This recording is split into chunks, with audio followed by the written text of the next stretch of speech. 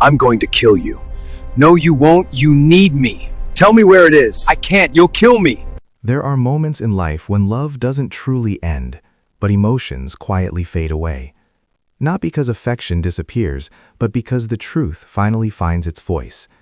In this episode, truth does not arrive gently, it strikes with the force of a storm. Maj isn't facing a simple confrontation, she is standing against a reality powerful enough to shatter everything she once believed about love, family, and even her own identity. John collapses emotionally, refusing to believe that the man she loved could ever commit such a crime. What we witness is not mere denial, but emotional self-protection. Her tears defend a version of reality she desperately struggles to preserve. Accepting the accusation would mean admitting that her love story may have been built upon concealed truths. Instead of reacting with rage, he responds with something far heavier: exhaustion. His words, "I tried to tell you," carry the burden of years spent hiding behind emotional barriers. The tragedy here is not only the secret itself, but the silence that allowed it to grow. Then comes the powerful symbolism of the 1870 days connected to Jean. Those days represent marriage, loyalty, intimacy, and a shared existence. For Ratish, however, they symbolize a childhood suspended in fear and survival. With one revelation, their shared past fractures into two entirely different realities. Majan's devastating realization is that she has not only lost the man she loved, but also a piece of her own childhood. Ash was never just a partner, he was woven into her sense of self. Losing him feels like losing the emotional foundation of her youth.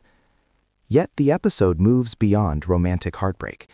The story expands into generational conflict when it is revealed that Majan's family history is tied to Alo's death.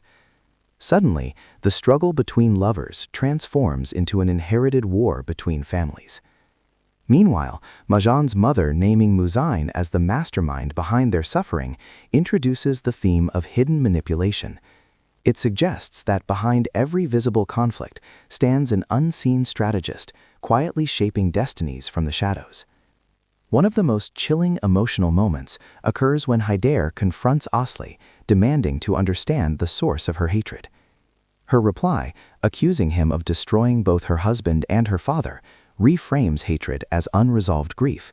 What once appeared as revenge is revealed as sorrow passed down through identity itself. Majan becomes the embodiment of emotional conflict. Her mind recognizes the evidence, while her heart clings to memories. She is not choosing sides, she is losing certainty. This inner fracture explains her constant shift between defense and despair. Asli represents psychological survival shaped by trauma. Being confined for 187 days during childhood likely distorted his ability to trust and communicate. His secrecy is not manipulation, but learned protection. When trauma teaches that truth leads to danger, silence becomes safety.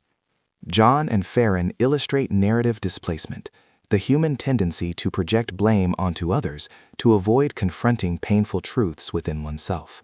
Aisha's mother, on the other hand, symbolizes frozen grief. Her identity has become inseparable from loss, making forgiveness feel like betrayal toward the memory she carries. Her hatred is therefore less about Haider himself and more about preserving an unfinished love. So what are your thoughts about this episode and its emotional revelations? Share your opinion in the comment section, and thank you so much for watching.